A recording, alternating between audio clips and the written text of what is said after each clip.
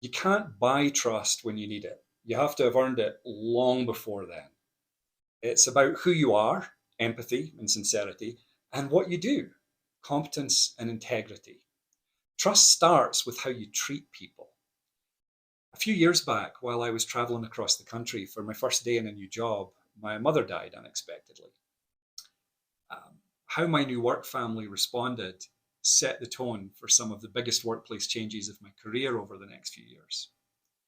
Now, the CEO and legal counsel were great. They didn't really know what to do or what to say, but they trusted me and they took my lead.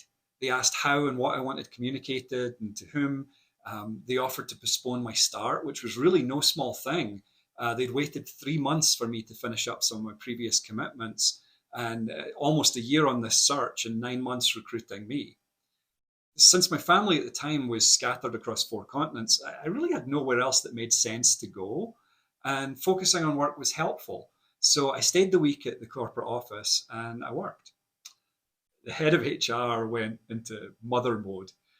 She really thought of a lot of things. She made sure I had a private space for family calls, took care of all my logistics, made sure I had food, things like that.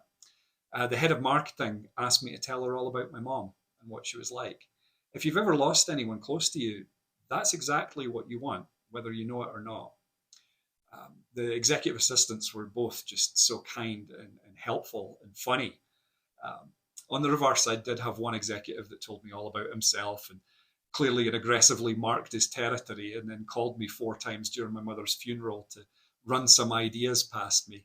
And I was another chap that got really agitated because I was still on the phone with my sister arranging funeral details on my first day because he wanted to take me to lunch. I think mostly he wanted to show me his fancy car and tell me who I should fire right away. I didn't fire any of them. In fact, I promoted one several times. But how do you think those working relationships were when trust became priceless? Over the next few years, we rebranded the company, we restructured the company, we started and ended whole business lines, and we managed hundreds of healthcare locations during a pandemic with high risk people. Leading those changes as CEO and communicating them to some very, very worried people, I knew who I could trust on that team.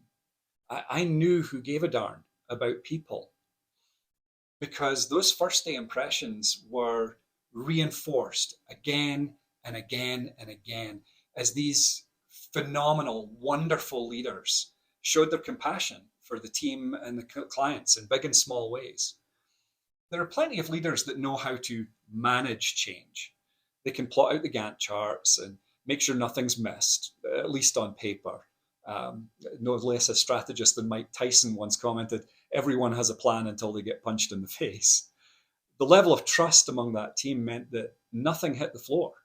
When things were inevitably dropped and the best laid plans ganged a glee, someone always picked it up. Someone always stepped in and caught it. The team cared for and trusted each other. The work was always done because people stepped in and out of roles as needed. Leading change is a very different skill from managing change. If you've demonstrated empathy and integrity before those hard times come, people will follow. They'll trust that you care about them. They'll trust that you're doing what has to be done. And they'll amplify that message and work for the change to be successful. Harvard Business Review had a really great article actually a few years back on the need for leaders to have empathy and change management. I'll put that link in.